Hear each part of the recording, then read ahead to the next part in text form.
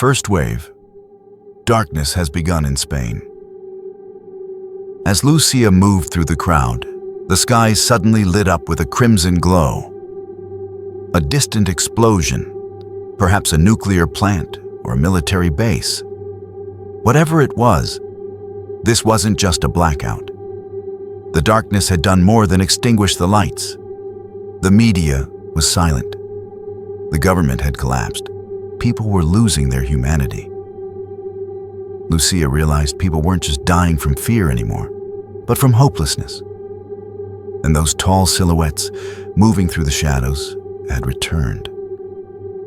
They were silent, advancing like a wall. It was said bullets didn't work on them. They made no sound, but everyone who saw them was left with something in their minds. Lucia whispered to herself, this was only the first wave. Valencia, Spain, 2025. That night, the sky was starless. The moon had hidden behind the clouds, and the city was submerged in an unusual silence. In Valencia, 17-year-old Lucia sighed in frustration as she stared at her phone screen. The internet was down again. Then, all the lights in the house suddenly went out, not just in her home. When she looked out onto the street, she realized the entire neighborhood had been plunged into darkness. At first, she thought it was just a typical power outage. But the strange part was that neither her phone nor the backup power sources were working. One of the neighbors shouted, "My car won't start." The key turns, but the engine won't respond. Lucia's heart began to race. From the window of the apartment she shared with her mother, she saw a sea of darkness stretching all the way to the city center. There were no lights anywhere, no ambulance sirens, no distant car sounds, just complete deathly silence. The nearby church bell began to chime on its own, without wind. Once, twice, 3 times, then it stopped. Lucia walked toward the kitchen. Her mother hadn't come home from work yet.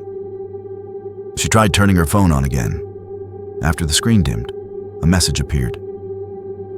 Phase 1 has begun. Be ready. There was no sender, no number, just the message. At that moment, she noticed a massive object silently gliding across the sky. Its shape was unclear, but a triangular shadow covered the entire street.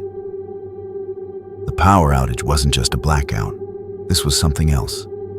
The darkness wasn't just consuming light anymore. It was devouring hope. Lucia locked the door and shut the window. But it was already too late, because the darkness was no longer outside. It was inside. Lucia tried to breathe calmly in the kitchen. When everything went silent, the silence itself became more terrifying. The clock had stopped, digital displays were off, the fridge was dead, and even the radio was out. Her mother still hadn't come home. Suddenly, a metallic thud echoed from the building's main door. Something, or someone, was knocking. But it didn't sound human. It was like someone striking metal with a stone.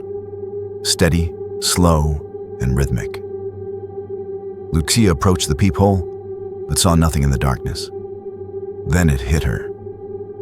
The back door of the building was still open. Neighbors had been using it all summer. It hadn't been locked. What if someone's already inside? The thought echoed in her mind. She opened a drawer to grab the flashlight, but nothing worked. Only a battery-powered analog radio remained. She turned it on, but the sound was static and muffled.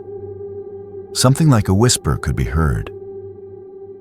Stay in the dark. Resistance failed.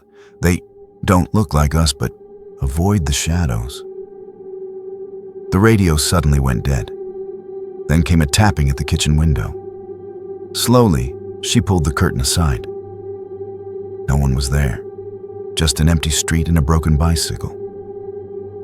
But then her eyes caught something. On top of a street lamp pole, a figure stood. It was human-like, but too tall and completely still. Without moving its head, it seemed to be staring directly at Lucia. She pulled back, shut the curtain, and ran to the door. Checking both locks again, her breathing quickened. At that moment, her phone screen lit up once more. The same message appeared again. Phase 1 complete. Darkness is just the beginning. And then a call came in from her mother's phone. The screen displayed the name, Mama.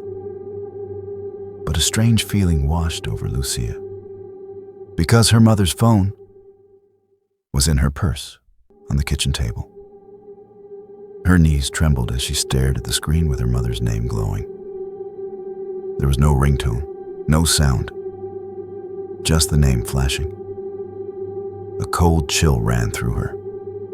Something was controlling the system. She realized she couldn't stay at home.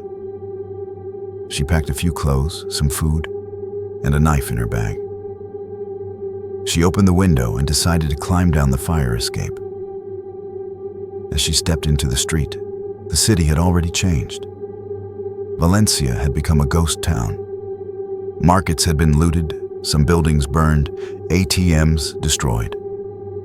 When the power went out, not just light disappeared, so did security. Police radios were dead. Ambulances weren't moving. Hospitals had stopped. People on ventilators began to die. As Lucia walked on, she saw messages spray-painted on the walls. This is not a war. Do not surrender. If there is no light, do not trust your eyes. They are not one of us. When she reached the city square, a group of people had gathered. One of them spoke into a megaphone. Power is completely down across Spain. Madrid, Barcelona, Seville, all in darkness. International connections are lost. This is not a natural disaster. This is an attack. Someone in the crowd asked, "Aliens?" The man couldn't answer. He just lowered his head. That possibility was now real.